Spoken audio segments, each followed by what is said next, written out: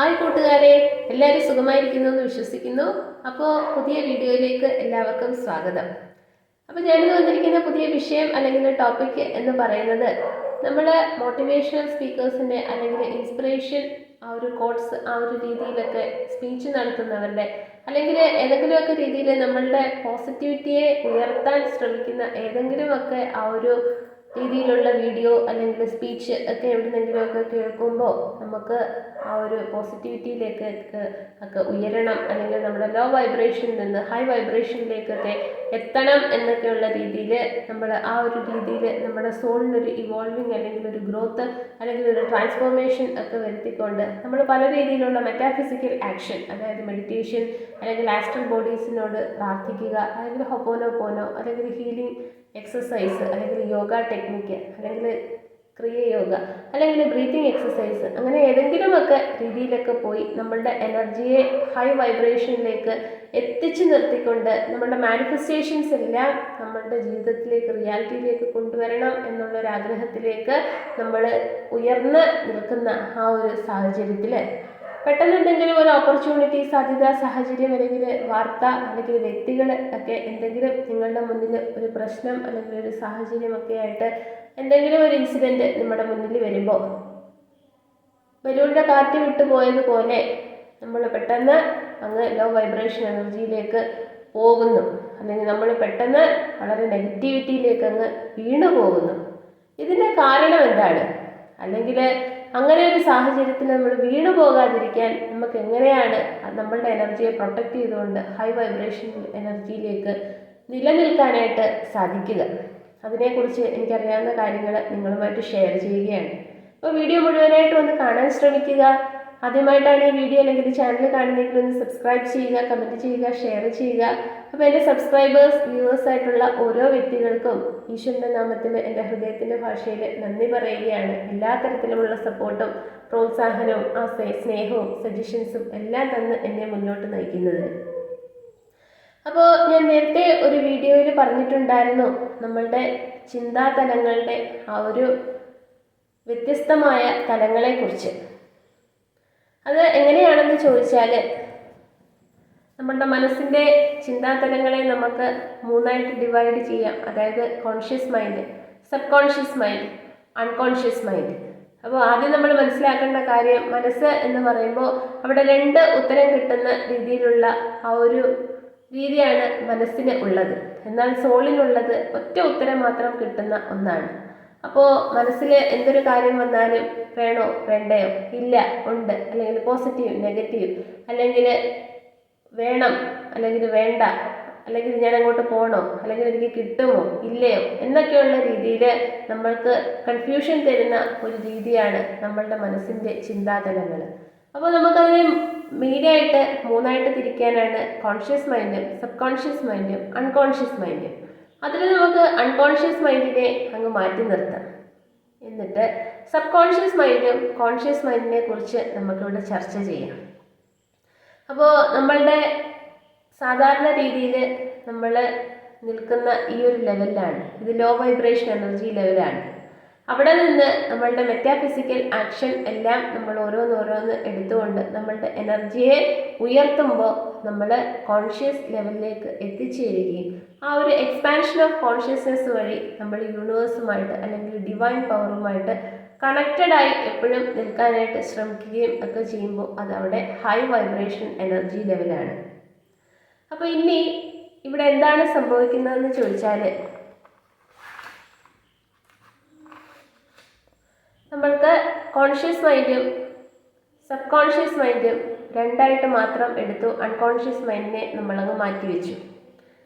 അപ്പോൾ ഇവിടെ നമ്മളുടെ സാധാരണ ലോ വൈബ്രേഷൻ എനർജിയിൽ ഉള്ള സബ് കോൺഷ്യസ് മൈൻഡിൽ കിടക്കുന്ന കാര്യങ്ങൾ എന്തെല്ലാമാണെന്ന് ചോദിച്ചാൽ, നമ്മളുടെ ലിമിറ്റിംഗ് ബിലീഫ് സിസ്റ്റം, എന്നെ കൊണ്ട് കഴിയില്ല, കുടുംബപരമായിട്ട് നമ്മൾ അത്രത്തോളം ഒന്നും ഏബിൾ അല്ല, അപ്പോൾ എന്നെ കൊണ്ടത് കഴിയുമോ എന്നൊക്കെയുള്ള രീതിയിലുള്ള നമ്മളുടെ ആ ഒരു ലിമിറ്റിംഗ് ബിലീഫ് സിസ്റ്റം. പിന്നെയുള്ളത് നമ്മളുടെ ബിഹേവിയറൽ പാറ്റേണിസം.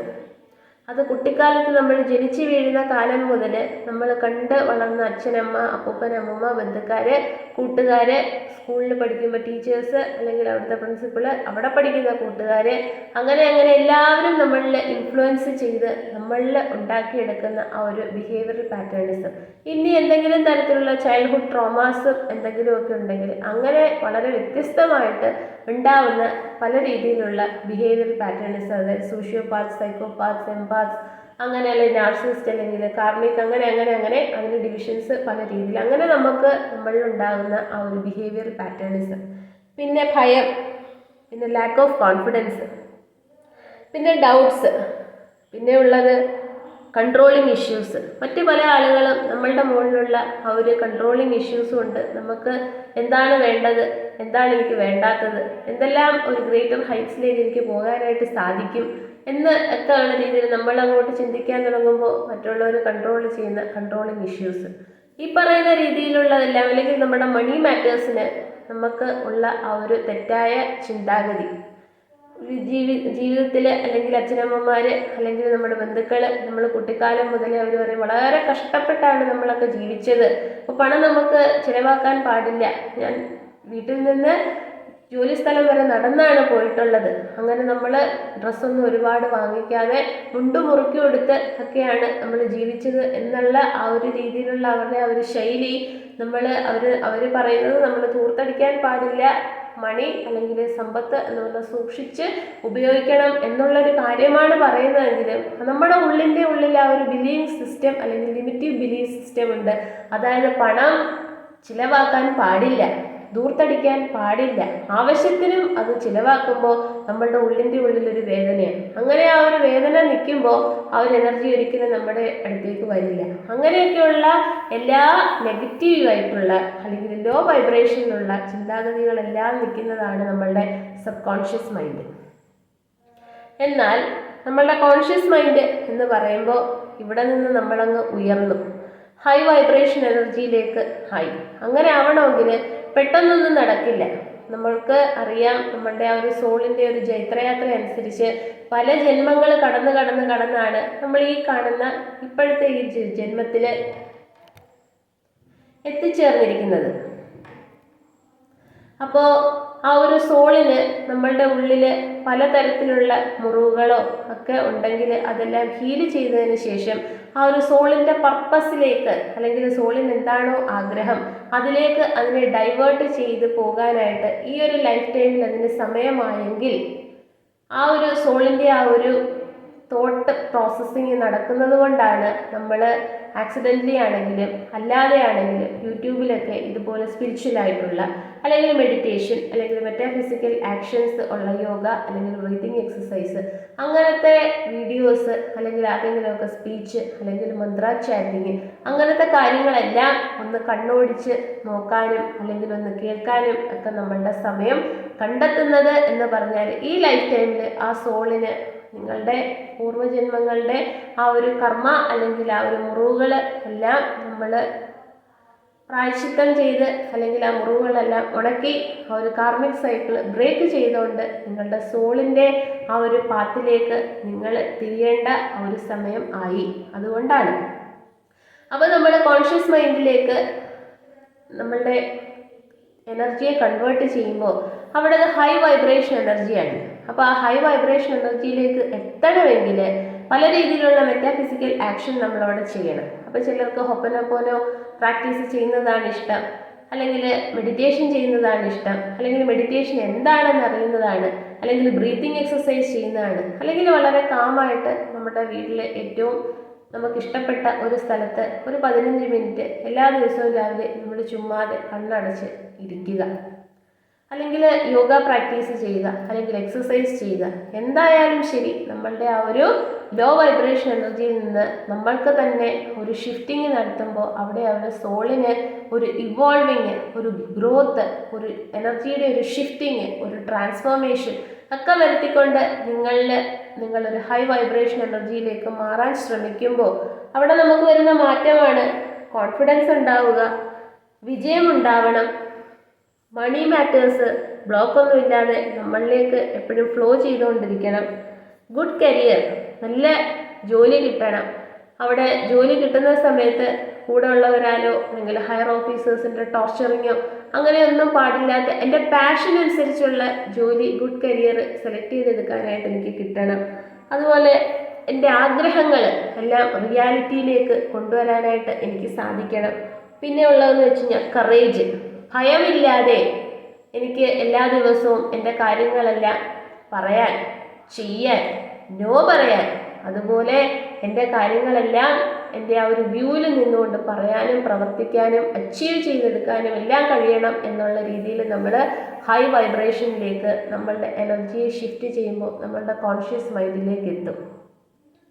അങ്ങനെ നമ്മൾ ഈ ഒരു മെറ്റാഫിസിക്കൽ ആക്ഷൻ എന്ന് പറയുമ്പോൾ ചിലപ്പോൾ 41 ദിവസം അല്ലെങ്കിൽ 21 ദിവസമൊക്കെയാണ് നമ്മൾ അത് പ്രാക്ടീസ് ചെയ്താൽ മതി. അല്ലെങ്കിൽ ആ ഒരു ലോ ഓഫ് അസംപ്ഷൻ അല്ലെങ്കിൽ വിഷ്വലൈസേഷൻ അല്ലെങ്കിൽ ലോ ഓഫ് മാനിഫെസ്റ്റേഷൻ, അങ്ങനെ ഏത് രീതിയാണെങ്കിലും ആ ഒരു പ്രാക്ടീസൊക്കെ നമ്മൾ ഒരു 21 ദിവസം ചെയ്യാനായിട്ട് ശ്രമിച്ച് ഒരു ദിവസമായി 2 ദിവസമായി 3 ദിവസമൊക്കെ ആകുമ്പോൾ നമ്മൾ പതുക്കെ ഈ സബ് കോൺഷ്യസ് മൈൻഡിലെ ഈ എനർജിയിൽ നിന്ന് പതുക്കെ ഷിഫ്റ്റ് ചെയ്ത് നമ്മളുടെ കോൺഷ്യസ് മൈൻഡ് എന്ന് പറയുന്ന ആ ഒരു ലെവൽ അല്ലെങ്കിൽ ഹൈ വൈബ്രേഷൻ എനർജിയുടെ ആ ഒരു ബോട്ടം പാർട്ടിലേക്ക് നമ്മൾ എത്തി നിൽക്കുമ്പോൾ നമുക്ക് എന്തെന്നില്ലാത്ത സന്തോഷം, നമുക്ക് എന്തെന്നില്ലാത്ത പോസിറ്റീവ് എനർജി, നമ്മളിൽ എന്തൊക്കെയോ ഒരു ബ്യൂട്ടി അല്ലെങ്കിൽ നമ്മളിൽ എന്തൊക്കെയോ ഒരു പവർ, എന്തൊക്കെയോ ഒരു കറേജ്, അല്ലെങ്കിൽ നമ്മൾ തൊടുന്നതെല്ലാം അച്ചീവ് ചെയ്യാൻ പറ്റുന്നു. അല്ലെങ്കിൽ ഞാനൊരു കാര്യം പറയുമ്പോൾ 2 പേരെങ്കിലും തിരിഞ്ഞു നിന്ന് ഒന്ന് കേൾക്കാൻ ശ്രമിക്കുന്നു, അവരാ കേൾക്കാൻ കാത് തരുന്നു എന്നൊക്കെ വരുമ്പോൾ അത് നമ്മളിലുള്ള കൊച്ചു വലിയ വിജയങ്ങളെ നമുക്ക് തന്നെ അസസ് ചെയ്യാനായിട്ട് അല്ലെങ്കിൽ അതിനെ ഒന്ന് അക്സെപ്റ്റ് ചെയ്യാനും അക്നോളജ് ചെയ്യാനും ഒക്കെ നമുക്ക് തോന്നുന്ന രീതിയിൽ നമ്മളുടെ വൈബ്രേഷനെ ഉയർന്നു വരുന്നതായിട്ട് നമുക്ക് തോന്നുക. അതിനെ നമ്മൾ അക്നോളജ് ചെയ്യുക. എന്നിട്ട് നമ്മൾ ഗ്രേറ്റ്ഫുള്ളായി ഗ്രാറ്റിറ്റ്യൂഡൊക്കെ അറിയിക്കുന്ന ആ ഒരു ലെവലിലേക്ക് എത്തിച്ചേരും. ഇനി സംഭവിക്കുന്നത് എന്താണെന്ന് ചോദിച്ചാൽ, അങ്ങനെ നമ്മൾ ഹൈ വൈബ്രേഷനിൽ എനർജിയിൽ നിന്നുകൊണ്ട് നമ്മളുടെ മെറ്റാഫിസിക്കൽ ആക്ഷൻ ഒരു 10 ദിവസമൊക്കെ ആകുമ്പോൾ നമ്മൾ ലോ വൈബ്രേഷൻ എനർജിയിൽ നിന്ന് ഹൈ വൈബ്രേഷൻ എനർജിയിലേക്ക് എത്തുമ്പോൾ നമ്മുടെ കൺമുന്നിൽ ഓരോ കാര്യങ്ങൾ വരുമ്പോൾ ഇതല്ല ശരി, മറ്റേതാണ് ശരി എന്നുള്ള രീതിയിൽ നമുക്ക് നെല്ലും പതിനും തിരിച്ചറിയാൻ പറ്റുന്ന ആ ഒരു രീതിയിൽ നമ്മുടെ സെൻസറി സിസ്റ്റം ഒക്കെ ഓപ്പൺ ചെയ്യുന്ന ആ ഒരു രീതി വരുമ്പോൾ യൂണിവേഴ്സ് അല്ലെങ്കിൽ പ്രപഞ്ചശക്തി എന്ന് പറയുന്നത് നിങ്ങളെ ചെറിയ രീതിയിൽ പരീക്ഷിക്കും. കാരണം നമ്മുടെ sub conscious mind sub conscious mind അവിടെ ലോ വൈബ്രേഷൻ എനർജി എന്ന് പറയുമ്പോൾ അവിടെ ആ ഒരു എനർജിയുടെ ഇമ്പാക്റ്റ് കൊടുക്കുന്നതെല്ലാം ഡബിളാണ്. ഈ ഭൂമിയിൽ നമ്മളെ കൊണ്ട് ചെയ്യിക്കാൻ പറ്റുന്ന എല്ലാ നെഗറ്റിവിറ്റി ആയിട്ടുള്ള കാര്യം, നമ്മളെ സങ്കടപ്പെടുത്തുക, നമ്മളെ കരയിപ്പിക്കുക, മറ്റുള്ളവരെ കൊണ്ട് കുറ്റം പറയിക്കുക, നമ്മൾക്ക് നഷ്ടം വരുത്തുക, നമ്മളെ കൊണ്ട് അച്ചീവ് ചെയ്യാൻ പറ്റാതാവുക, മറ്റുള്ളവരോട് നമ്മൾ ദേഷ്യപ്പെടുക, അങ്ങനെയുള്ള എല്ലാ കാര്യങ്ങളും നമ്മളുടെ സബ് കോൺഷ്യസ് മൈൻഡിൽ അല്ലെങ്കിൽ നമുക്ക് കോൺഫിഡൻസ് ഇല്ലാതെ ആയി പോവുക, ഭയം കാരണം നമുക്കൊന്നും ചെയ്യാൻ പറ്റാതെ, നോ പോലും പറയാൻ പറ്റാത്ത രീതിയിൽ ഒക്കെ നമ്മൾ നിന്നു പോകുന്ന ഒരവസ്ഥയിൽ അവിടെ എല്ലാ കാര്യങ്ങളും ചെയ്യുന്നത് ഡബിൾ എനർജിയാണ്. അപ്പോൾ ഈ ഡബിൾ എനർജിയിൽ നിന്ന് നമ്മൾ പലതരത്തിലുള്ള മെറ്റാഫിസിക്കൽ ആക്ഷനൊക്കെ ചെയ്യുമ്പോൾ നമ്മളുടെ എനർജി ഷിഫ്റ്റ് ചെയ്ത് ഹൈ വൈബ്രേഷൻ എനർജിയിലേക്ക് എത്തുമ്പോൾ അവിടെ നമ്മൾ ഡിവൈൻ എനർജിയിലേക്കാണ്, ഈശ്വരീയ ചൈതന്യത്തിലേക്കാണ്, യൂണിവേഴ്സിനെ ട്രസ്റ്റ് ചെയ്തുകൊണ്ട് അതിലേക്കാണ് നമ്മൾ സഞ്ചരിക്കുന്നത്. അപ്പോൾ അത് ആർക്കിഷ്ടമല്ല? സാത്താൻ അല്ലെങ്കിൽ ഡബിൾ എനർജിക്ക് ഇഷ്ടമല്ല. കാരണം ഇവർ രണ്ടുപേരും എപ്പോഴും കടുത്ത ശത്രുക്കളായതുകൊണ്ട്. അപ്പോൾ അവിടെ എന്ത് പറ്റും? യൂണിവേഴ്സൽ എനർജി അല്ലെങ്കിൽ പ്രപഞ്ചശക്തി അല്ലെങ്കിൽ ഈശ്വരന് ഉള്ള ഒരു കാര്യമെന്ന് വെച്ചാൽ ഈശ്വരൻ്റെ കുഞ്ഞുങ്ങളെല്ലാം ഈശ്വരനെ പോലെ ആയിരിക്കണം, ശക്തമായിരിക്കണം, വളരെ സൗന്ദര്യമായിരിക്കണം, വെളിച്ചമായിരിക്കണം. എത്ര വലിയ ദുർഘടമായിട്ടുള്ള പ്രശ്നങ്ങൾ വന്നാലും ആ ഒരു ശക്തിയെ അടിയുറച്ച് വിശ്വസിച്ച് നിൽക്കണം. ആ ഒരു പ്രപഞ്ചശക്തി എന്നെ കാത്തുകൊള്ളും, വേറെ ഒരു ശക്തിക്കും എന്നെ രക്ഷിക്കാനും അല്ലെങ്കിൽ എനിക്ക് വേണ്ടതെല്ലാം തരാനും ഒന്നും കഴിയില്ല. എല്ലാം നമുക്ക് വേണ്ടി പ്രൊവൈഡ് ചെയ്യുന്നത് ആ സുപ്രീം പേരൻ്റായിട്ടുള്ള യൂണിവേഴ്സ് ആണെന്നുള്ള ഒരു ചിന്താഗതിയിൽ അടിയുറച്ച് വിശ്വസിക്കുന്നവരായിരിക്കണം യൂണിവേഴ്സൽ ഫോഴ്സിനെ അല്ലെങ്കിൽ ഡിവൈൻ ഫോഴ്സിനെ വിശ്വസിക്കുന്ന ഓരോ സോളും. അപ്പോൾ ആ ഒരു രീതിയിൽ നമ്മൾ ഹൈ വൈബ്രേഷനിലേക്ക് എത്തിച്ചേരുമ്പോൾ യൂണിവേഴ്സ് അവിടെ നമ്മളെ പരീക്ഷിക്കാൻ കൊച്ചു ഓപ്പർച്യൂണിറ്റീസ് കൊണ്ടിട്ട് തരുമ്പോൾ ഇവിടെ നിന്നുകൊണ്ട് ഡെവിൾ പറയും, ഞാൻ പറഞ്ഞതല്ലേ നിന്നെ കൊണ്ട് കഴിയില്ല, വെറുതെ എടുത്ത് ചാടണ്ട, അങ്ങ് ഹൈ വൈബ്രേഷൻ എനർജിയിലേക്ക് പോകണ്ട. അതിനൊരു ഉദാഹരണം പറയാം.